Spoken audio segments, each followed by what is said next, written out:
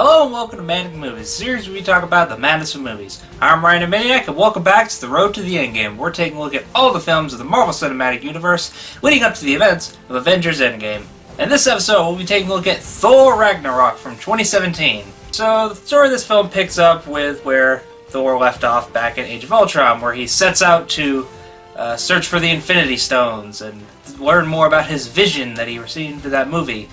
And, after returning home to Asgard, he comes to find that Odin has disappeared and Loki has been ruling Asgard in his place. And so when they go to retrieve Odin, who Loki has left on Earth, he reveals to them that Thor actually has a sister known as Hela, who once long ago helped him conquer the 9 realms. But when her power grew too great, he banished her to another realm. But with his dying, she's able to return. And then Thor and Loki end up on the world of Sakaar, which is this trash planet where all the universe's dump pretty much gets left to, rot. And while they're there, they meet the Grand Master, who is this highly sophisticated guy who makes warriors fight in his contest of champions. And so in order to leave Sakaar and go back to Asgard to defeat Hela, Thor has to pretty much best his champion, who is revealed to be the Hulk. And it's revealed that he's been here on Sakaar fighting for all these years after he took off in the Quinjet at the end of Age of Ultron. And so it's up to Thor to, team up with Hulk and this new character known as Valkyrie, and pretty much get back to Asgard so he can prevent Hela from taking over all the realms. Okay, so I won't lie, when I did first see this movie, I didn't particularly care for it because I felt like it had way too much of a tone of Guardians of the Galaxy over it. When the other films had this, mighty warrior thing about them, but then all of a sudden this one's just this weird, goofy comedy that didn't really quite fit in with all the other Thor movies. But looking back on it and rewatching it, I actually do like it a lot more than I did when I first saw it, because the Guardians overtones that I thought I saw weren't quite as bad. I mean, sure, it is a much more goofy tone and sillier tone than the other films, but it's not quite as overblown as I originally perceived it when I first saw it. It generally is a good film, and I do understand why they decided to go with a more light-hearted take, as the other films were more serious and didn't really have a lot of... They were more expositional and all that sort of stuff. So I do understand why they went this more comedic and silly route instead of like the other films. Chris Hemsworth back again as Thor. He's great, but again he is a bit more silly this time.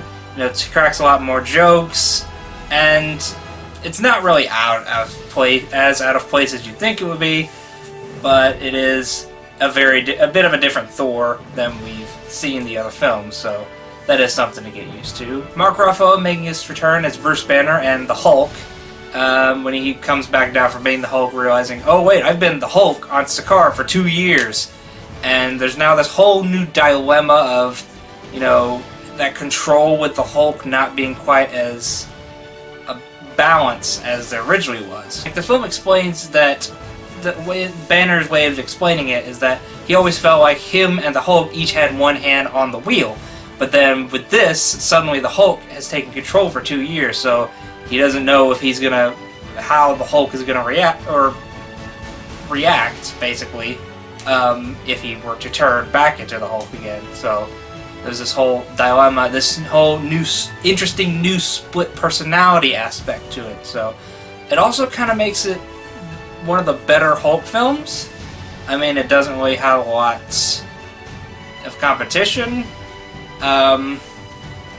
given the fact the only other films are 2003's Hulk and The Incredible Hulk from 2008, part of the MCU, which mostly were just Thor smashing things and not really much else to it. This one just sort of takes this new split personality aspect to it and makes it just a little bit more interesting. And it was also a lot more interesting to see a sort of a different take on Hulk. Like, all the other films up to this point were all Hulk was sort of this big, angry baby, you know, just smashing everything. Whereas now, in this one, he's kind of more like a toddler, where, yeah, he's sort of immature and that sort of thing. Don't stop throwing things! At the same time, he's evolved a lot more. Like, for example, the fact that Hulk is speaking full sentences. Well, mostly full sentences, but he's speaking sentences as opposed to just rah, rah, like he is in all the other films. So it was interesting to see, you know, a more intelligent Hulk compared to the other films, and where that's going to lead leading forward. New character Valkyrie is pretty fun. She's part of this former group known as the Valkyries, who were this noble group of Asgard, who were pretty much the greatest fighters of Asgard. But they were all wiped out with the exception of her, so she's constantly trying to run from her past and that sort of thing. We also do even get to see a new side of Loki, in which all the other films he's been shown pretty much only as the antagonist, as an enemy to Thor. And this one we get more of an anti-hero sort of aspect to him, in which, you know, he wants to help Thor, but at the same time he wants his own selfish desires. And so it is going to be kind of interesting seeing where that goes in his own TV show, even though, you know, certain things happen to him in later films. Cate Blanchett as Hela was pretty fun. She's another good Marvel villain. Her overall plan is just generally, I want to conquer all the realms and that sort of thing. I have much higher aspirations than Odin ever had. It's kind of, you know, by the numbers, but she does have this fun, likable personality to her, where, you know, she commands authority, and she demands respect and authority and that sort of thing. So she is a fun character, and she's got a pretty good design with the horns and such. We also do get sort of a secondary antagonist with the Grandmaster, played by the always enjoyable Jeff Goldblum. I remember this was one of the characters that fans talked about a lot when this came out. Just Jeff Goldblum's goofy awkwardness. And I must say, after rewatching it, he fits into the tone of this film just perfectly. This sort of goofy, awkward, oh, look, the Lord of Thunder, and, you know, sparkles, that sort of thing. He's got this weird, goofy awkwardness to him, but it fits so well with the tone of the film that he's just a riot anytime he's on screen. Naturally, we can't talk about the film without talking about what everyone's favourite character was, Korg, Pile of Rocks. So far, the best thing the MCU goes to a Rockman. That's a little jab at the Fantastic Four for you. I love Korg. Korg is so great. I don't know what it is about Korg. He just says something about him that just makes him the funniest character in the film to me. Just like when he's talking about, oh, I'm in here because I want to start a revolution, but didn't print enough pamphlets, so not many people showed up. He's just, I don't know, it's just the delivery or just his writing, something about him, it just makes him my favorite character in this film. He's great. I love him. I want more of Korg. I don't know if he's going to be in any of the other films, though, given the introduction of some other films of the MCU. Film itself is very visually impressive. That was one of the aspects I did like about the other films, is that they were so visually impressive. The writing and most of the characters weren't really that strong, but it was really nice to look at least. A good cinematography. Whereas now this one has the cinematography as well as the good characters and such. So, like, the whole world of Sakaar, where part of it's this big junk planet and the other one is this giant city where all these citizens want to watch the Contest of Champions and, you know, are constantly cheering on the Hulk, seeing this interesting aspect of, oh wait, people actually think the Hulk's cool on this world, as opposed to Earth, where everybody's like, oh my gosh, it's the Hulk, he's gonna kill us all! Stan Lee's cameo in the film is that he's the barber that cuts Thor's hair when he arrives in Sakaar, is being prepared for the Contest of Champions.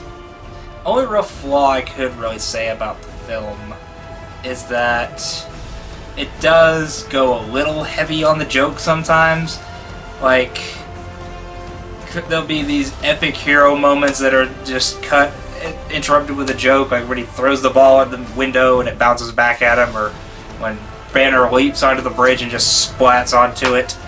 Like, I don't know, it does get a little too jokey sometimes, but for the most part it is a very fun film that has a nice balance to it. That, yeah, I do enjoy the goofy, silly tone, but given the fact of the film that it's supposed to lead into, it does feel kind of out of place of just having this fun, goofy adventure, then all of a sudden, yeah, that stuff happens, like, right after this. Like, not even, no time has passed between this silly, goofy adventure and what's got back to come in a couple films, but again, we'll talk about that at a later time. But overall, I thought this was a really, really fun movie. I dreaded coming back to it because, again, I was going off those first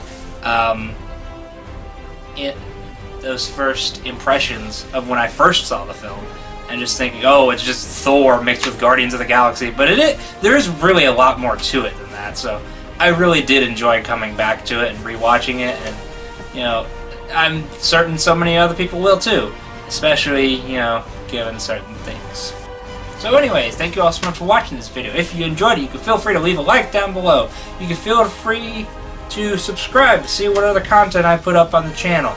You can watch some of the rest of the Manic Movies videos, or you can, you know, check out some of my gaming videos, or whatever random other stuff I got on the channel at the moment. Or you can leave a comment down below giving a suggestion of something I should look at, whether it be a movie, game, or pretty much any sort of medium, if I have something to say about it, because you guys might have a suggestion for me, and it might be something I have something to say about. I don't know. Leave it down below, and we'll see where it goes. But anyways, with all that being said, stay sane in the insane world, and I'll see you little loonies later.